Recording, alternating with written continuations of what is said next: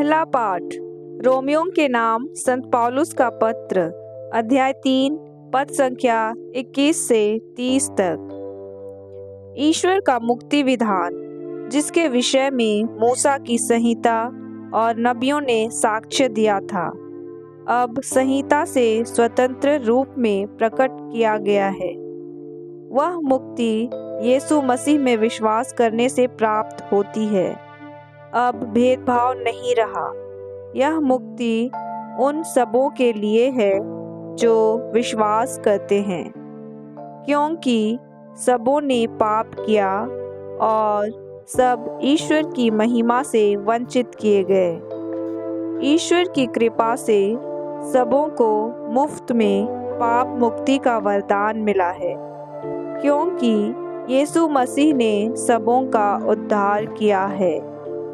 ईश्वर ने चाहा कि यीशु अपना रक्त बहाकर पाप का प्रायश्चित करें और हम विश्वास द्वारा उसका फल प्राप्त करें। ईश्वर ने इस प्रकार अपनी न्यायप्रियता का प्रमाण दिया, क्योंकि उसने अपनी सहनशीलता के अनुरूप पिछले युगों के पापों को अनदेखा कर दिया था।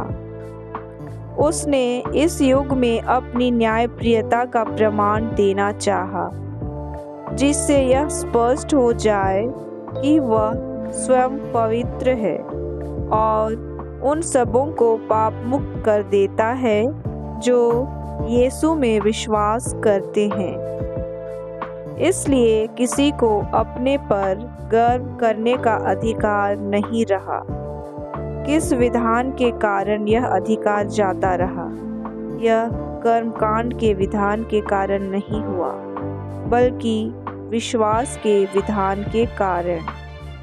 क्योंकि हम मानते हैं कि संहिता के कर्मकांड द्वारा नहीं, बल्कि विश्वास द्वारा मनुष्य पाप मुक्त होता है। क्या ईश्वर केवल यहूदियों का ईश्वर है? क्या वह गैर यहूदियों का ईश्वर नहीं? वह निश्चय ही गैर यहूदियों का भी ईश्वर है, क्योंकि केवल एक ही ईश्वर है जो खतने वालों को विश्वास द्वारा पाप मुक्त करेगा और उसी विश्वास द्वारा बेखतने लोगों को भी। प्रभु की वाणी। जय घोष, हालेलुया। प्रभु कहते हैं, मार्ग, सत्य और जीवन मैं हूँ। मुझसे होकर गए बिना कोई पिता के पास नहीं आ सकता। हालेलुया।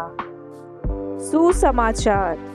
संत लूकस के अनुसार आज का पवित्र सुसमाचार, अध्याय 11, पद संख्या 47 से 54 तक।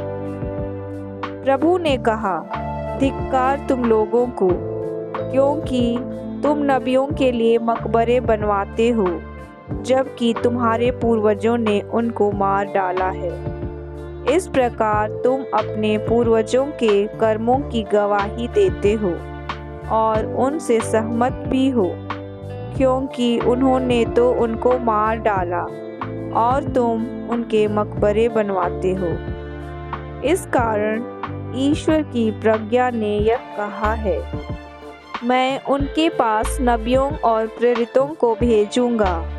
वे उनमें से कितनों को मार डालेंगे और कितनों पर अत्याचार करेंगे। इसलिए संसार के आरंभ से जितने नबियों का रक्त बहाया गया है, हाबिल के रक्त से लेकर जकरियस के रक्त तक, जो वेदी और मंदिर गर्भ के बीच मारा गया था, उसका हिसाब इस पीढ़ी को चुकाना पड़ेगा।